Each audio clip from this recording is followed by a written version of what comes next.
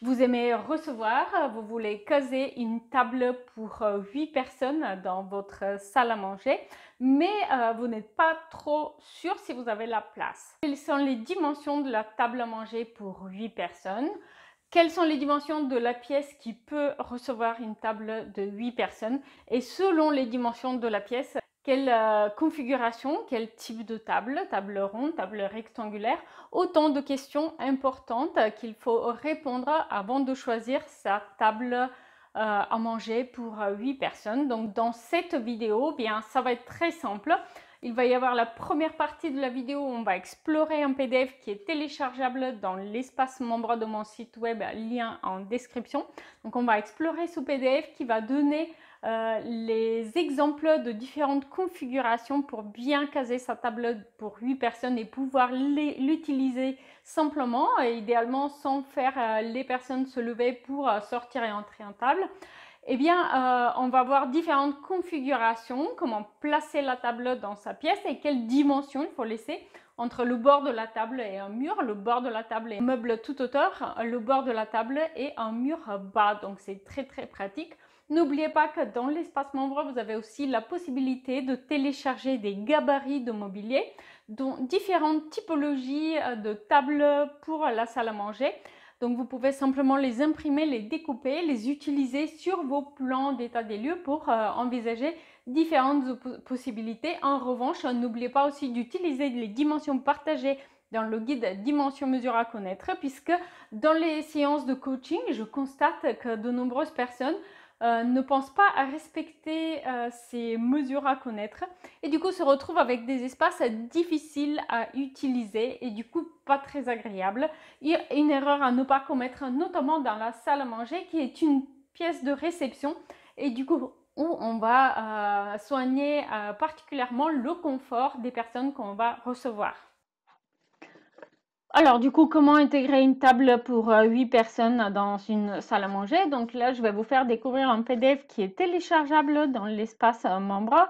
Vous allez trouver qu'il y a d'autres PDF comme celui-ci pour chaque pièce de la maison, mais aussi les gabarits de mobilier et des exemples d'aménagement. Et on va aujourd'hui utiliser celui-ci pour découvrir quelles sont les dimensions à respecter pour pouvoir avoir une table pour 8 personnes dans sa salle à manger. Alors, ce qu'il faut savoir dans la salle à manger, il y a 3 choses qui sont importantes. Il faut pouvoir circuler autour de la table. Il faut avoir du rangement pour le service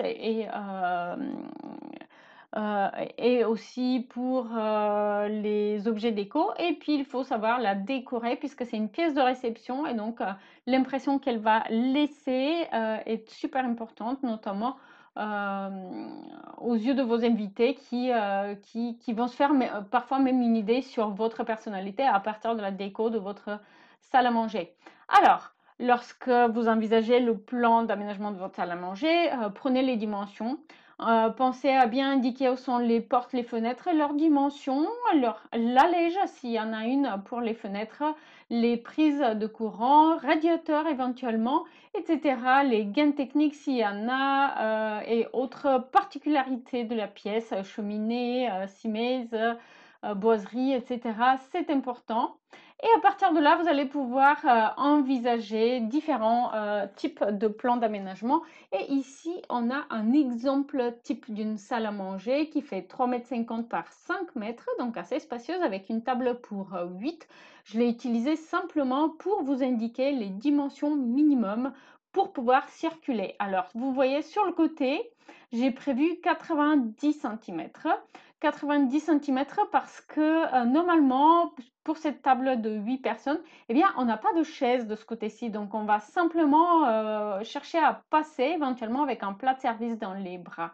Donc, 90 cm, ça devrait suffire. Et occasionnellement, si on se trouve à rajouter une chaise en bout de table, ça va rester quand même jouable, même si l'idéal, ça serait de bouger la table pour avoir 100 cm. Donc, vous voyez ici, j'ai prévu 100 cm entre la table et un mur. Et de la même chose, j'ai prévu 100 cm entre la table et un rangement toute hauteur. Ici, une autre raison pour laquelle j'ai opté simplement pour 90 cm et non pas 100 cm, c'est parce que ce rangement de 40 de profondeur est un rangement bas.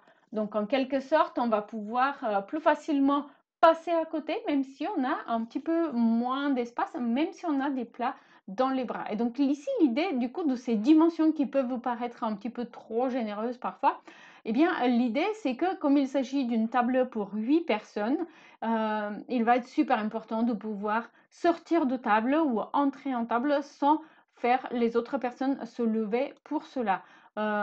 Autrement, c'est simplement pas très confortable. Alors, si vous avez des contraintes d'espace, une solution relativement facile à utiliser pour économiser l'espace et garder cette salle à manger avec une table pour 8 confortable, c'est simplement de coller la table sur un côté contre un mur et du coup ça vous permet d'avoir un plus grand espace ici confortable et notamment ça vous permet d'arriver pourquoi pas avec une dessert de cuisine depuis la cuisine avec plusieurs plats dessus.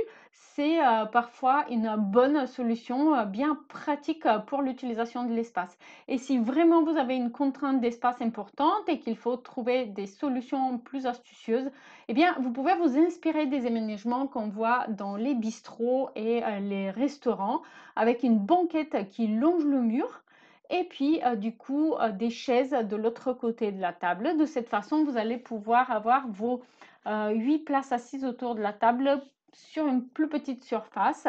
En revanche, évidemment, les personnes qui sont assises sur la banquette, eh bien, les deux personnes au milieu, il va falloir qu'ils demandent à la personne de l'extérieur de se lever pour sortir de table ou entrer.